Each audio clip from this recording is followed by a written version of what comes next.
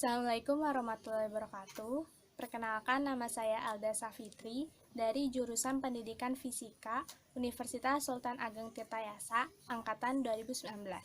Di sini saya akan menjelaskan tentang materi fluida dinamis. Berikut pemaparannya.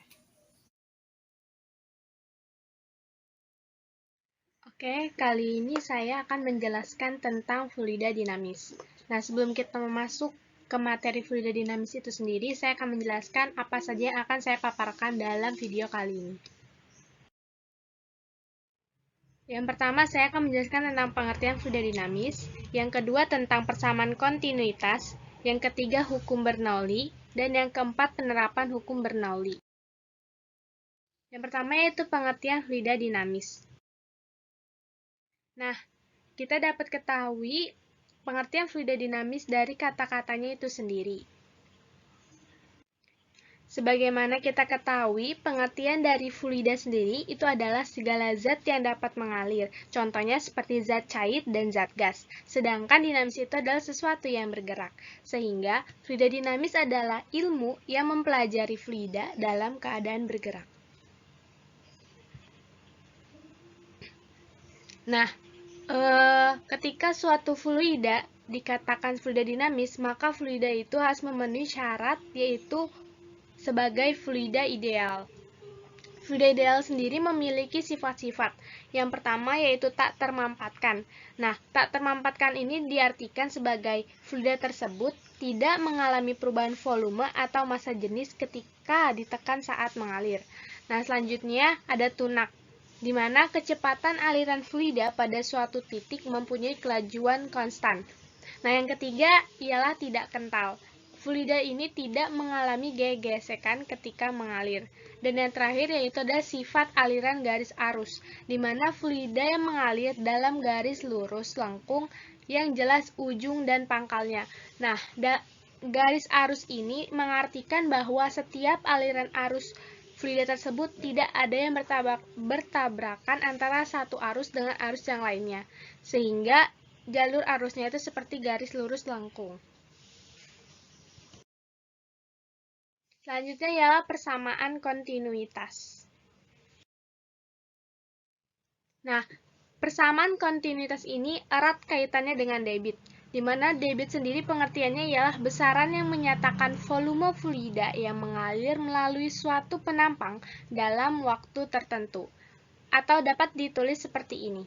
Debit sama dengan volume fluida dibagi dengan selang waktu. Dengan simbol Q sama dengan V per T.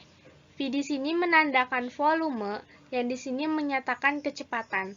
Nah, rumus ini didapat berdasarkan penjabaran berikut.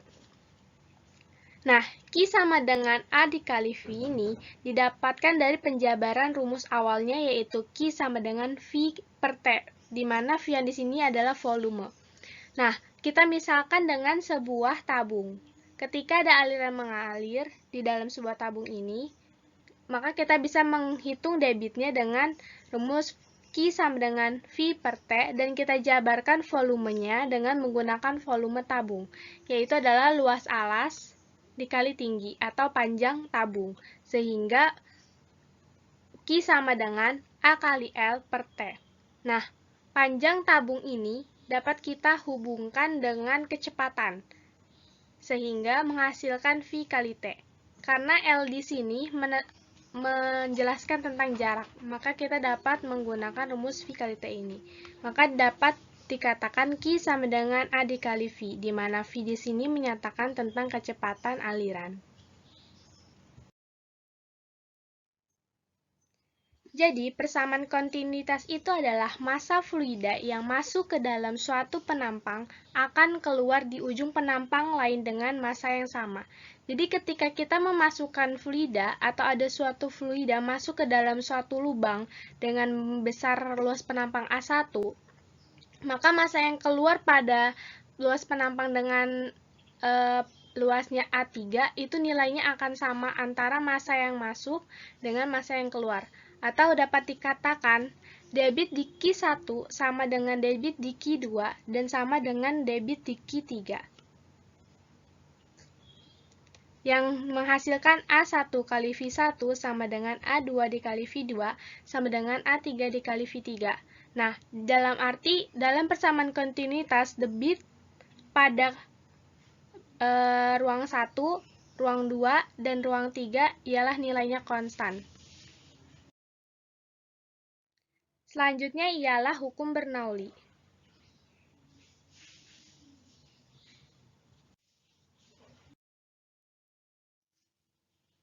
Nah, pada hukum Bernoulli ini menjelaskan tentang tekanan fluida dan kelajuan fluida pada pipa mendatar, seperti contohnya pipa seperti ini. Nah, di sini jelaskan bahwa pada pipa mendatar ini atau pipa horizontal, tekanan fluida paling besar adalah pada bagian yang kelajuan alirnya paling kecil, dan tekanan paling kecil adalah pada bagian yang kelajuan alirnya paling besar.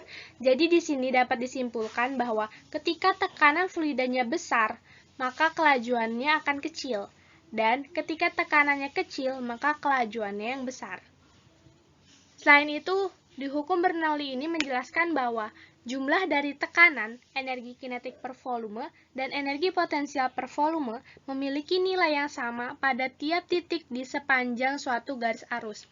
Jadi ketika ada aliran arus di sini, jumlah dari tekanan, energi kinetik per volume dan energi potensial per volumenya nilainya akan sama di setiap titik.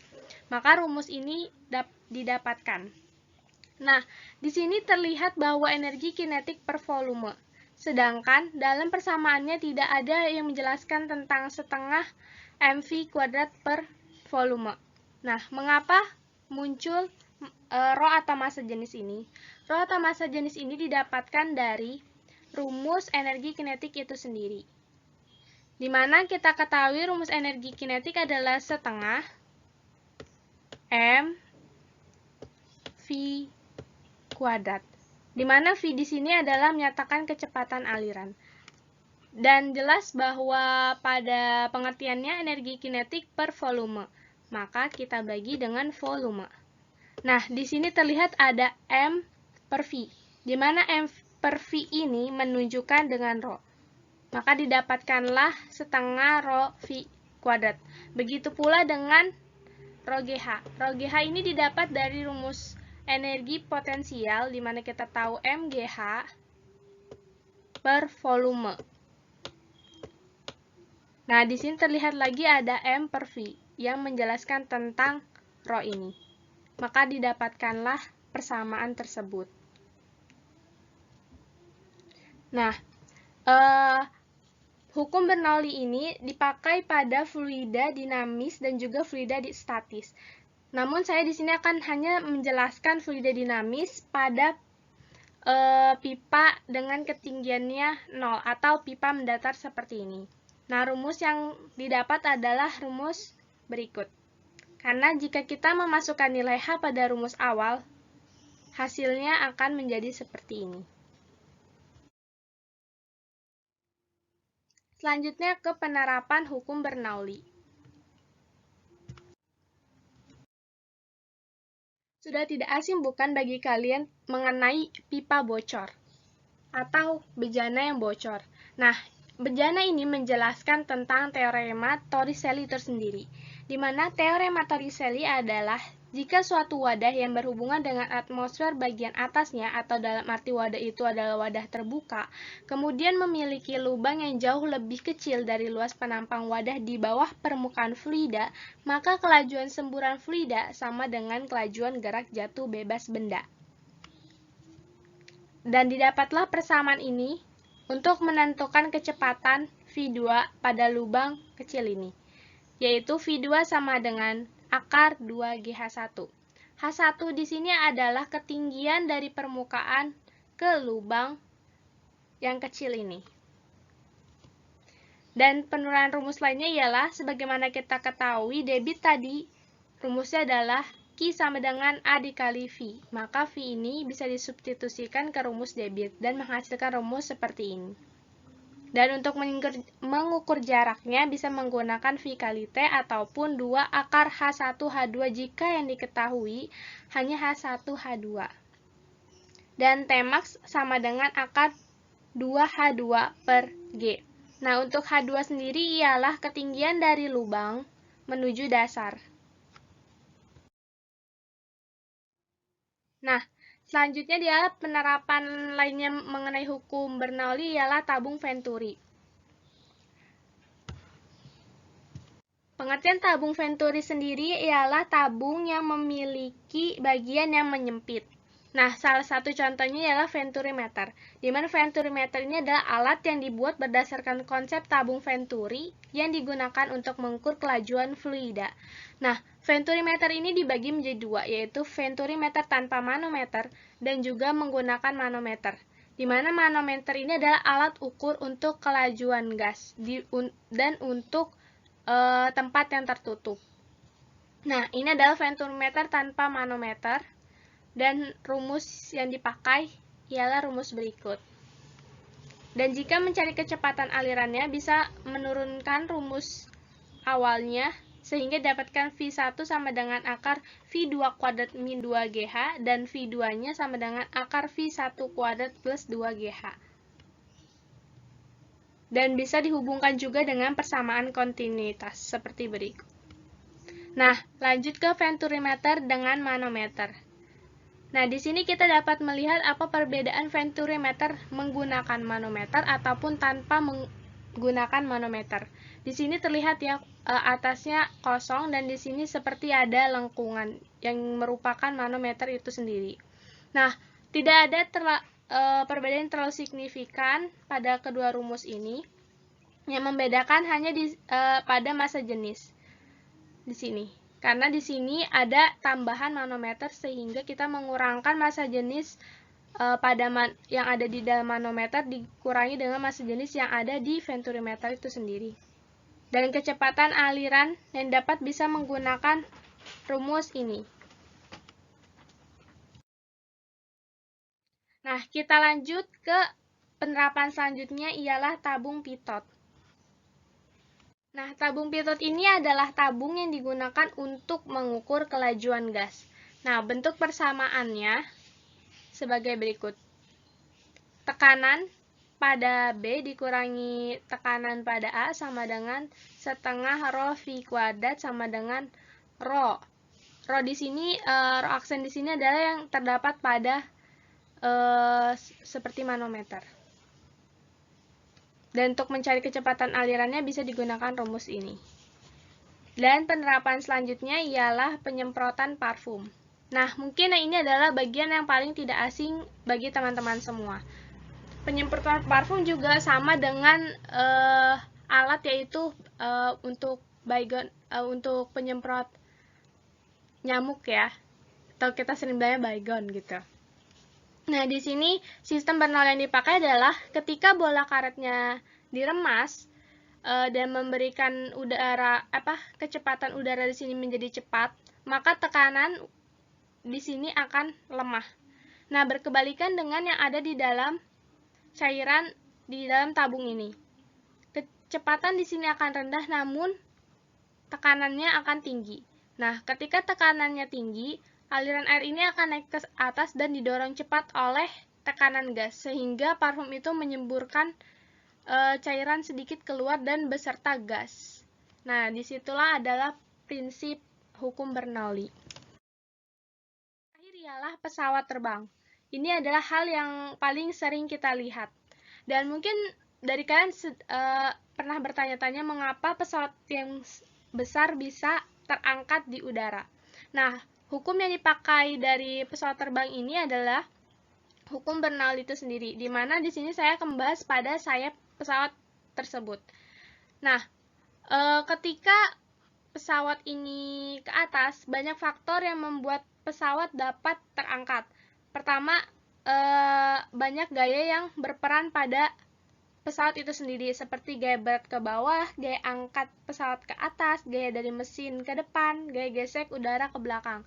Itulah gaya-gaya yang terdapat pada sebuah pesawat. Nah, syarat untuk pesawat dapat terbang ialah ketika kecepatan di atas sayap pesawat ini lebih besar dibandingkan kecepatan di bawah. Atau ketika tekanan di bawahnya itu lebih besar dibandingkan dengan tekanan pada di atas.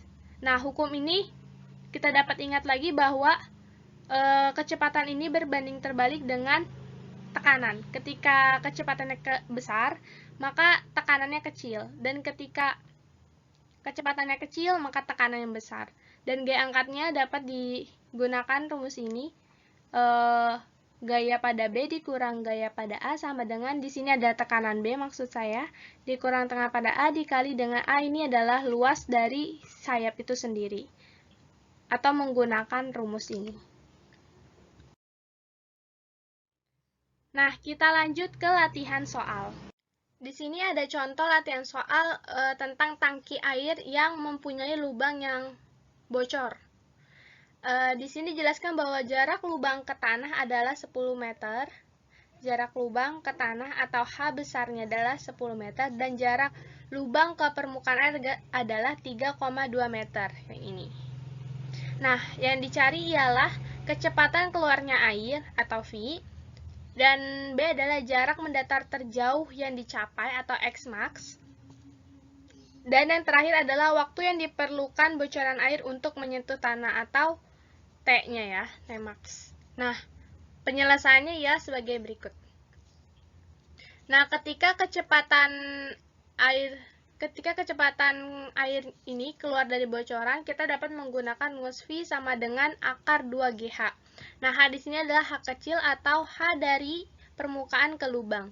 Sehingga didapatlah V-nya sama dengan 8 meter per second.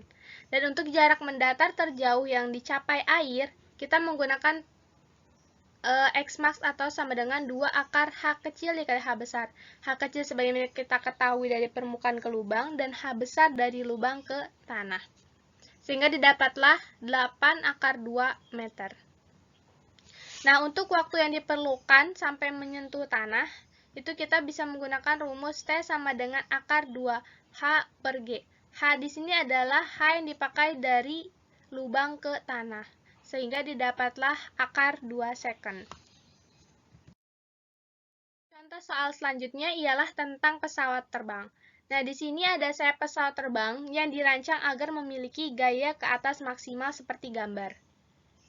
Nah, di sini dijelaskan bahwa jika V adalah kecepatan aliran udara dan P adalah tekanan udara, maka sesuai azas Bernoulli, rancangan tersebut dibuat agar, nah, kita dapat menjawab soal ini dengan menggunakan hukum Bernoulli yang terjadi pada pesawat. Nah, penyelesaiannya sebagai berikut. Ketika tekanan di bawah sayap pesawat ini lebih besar dibandingkan tekanan di atas pesawat, maka itu akan membuat gaya angkat pesawat. Dan sebagaimana kita ketahui, ketika tekanannya besar, maka kecepatannya akan kecil. Nah, jadi kecepatan di bawah ini akan kecil namun memiliki tekanan yang besar, dan di sini kecepatannya besar dan memiliki tekanan yang rendah. Maka dengan begitu pesawat akan terangkat atau sayap pesawat ini akan terangkat. Sehingga jawaban yang benar adalah kecepatannya yang di atas lebih besar dibanding yang B, dan tekanan yang di atas itu lebih kecil dibandingkan tekanan yang dari bawah. Nah, jangan lupa tekanan besar itu pasangannya kecepatan kecil, dan tekanan kecil pasangannya adalah kecepatan besar. Sekian dari saya, kurang lebihnya mohon maaf. Wassalamualaikum warahmatullahi wabarakatuh.